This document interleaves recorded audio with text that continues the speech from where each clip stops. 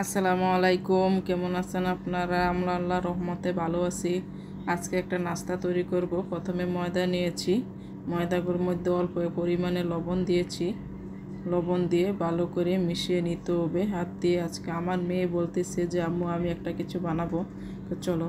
তারপর ও এই যে হাতেও বানাবে, ও আটাগুলো ভালো করে মিশাইতেছে, আমিও হাতে মিশিয়েছি। তারপর অল্প পরিমাণে সাদা তেল দিয়ে দিচ্ছি, যা সয়াবিন রান্নার তেল, ওটা দিয়ে ভালো করে মিশিয়ে নিচ্ছি। মিশিয়ে নেওয়ার পরে বারবার ও বলতেছে ও বানাবে, তাই ও হাত দিয়ে ভালো করে মাখতেছে। ও মাখার পরে আমি নিজেই ভালো করে মিশিয়ে নিচ্ছি, যেহেতু বাচ্চারা পারবে না। তারপর অল্প পরিমাণে চিনি দিয়ে দিচ্ছি, চিনিগুলো দিয়ে আবার ভালো করে মিশিয়ে নিচ্ছি। তারপর হালকা কুসুম গরম পানি আমি অল্প অল্প করে দিয়ে ভালো করে ময়দাটা মাখিয়ে নিচ্ছি। ময়দাটা মাখানোর পর তারপরে ভালো করে একটা ডো তৈরি করছি। ডো তৈরি করার পর একদম মাখানো হয়ে গেছে আটাটা। এখন আমি 10 মিনিটের জন্য ম্যারিনেট করে রাখবো, 10 মিনিট রেস্টে রাখবো। তারপর এখানে আমি ডিম নিয়েছি, একটা ডিম, যেহেতু আমার মেয়ে ঝাল খায় না ওর জন্য এক্সট্রা। আমরা ঝাল খায়, পেঁয়াজ মরিচ দিয়ে লবণ দিয়ে ভালো করে মিশিয়ে নিচ্ছি। মিশিয়ে নেওয়ার পর এখন 10 মিনিট হওয়ার পর তারপর আটাগুলো দিয়ে ও বানাইতেছে, ও বলতেছে ও বানাবে, তাই ও অল্প বানিয়ে তারপর আমি এখন ডিমগুলো দিয়ে দিচ্ছি ওর জন্য, যেহেতু ওর ঝাল খায় না। একটু লবণ দিয়ে চিনি মিশিয়ে দিয়েছি।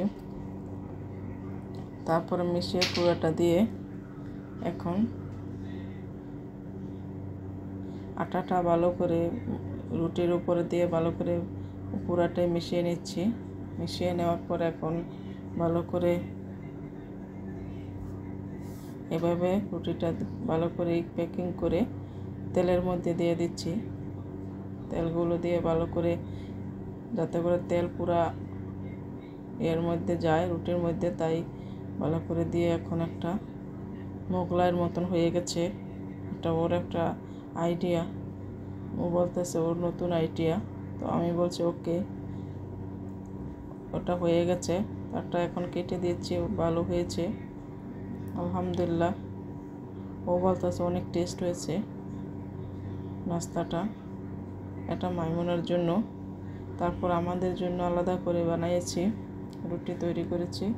এখন দিয়ে অল্প একটু চাট মশলা ডিমের মধ্যে দিয়ে ভালো করে মিশিয়ে নিচ্ছি। রুটির উপরে দিয়ে ভালো করে ওভাবে বানাবো মোগলাই মতন করে নাস্তাটা, যে পেঁয়াজ মরিচ দিয়ে। এখন ওই রুটিটা ভালো করে করে নেব, পাস করে নিয়ে এখন দিয়ে দিচ্ছি চুলার মধ্যে। চুলার মধ্যে দেওয়ার পর আস্তে আস্তে অল্প জালে ভালো করে এভাবে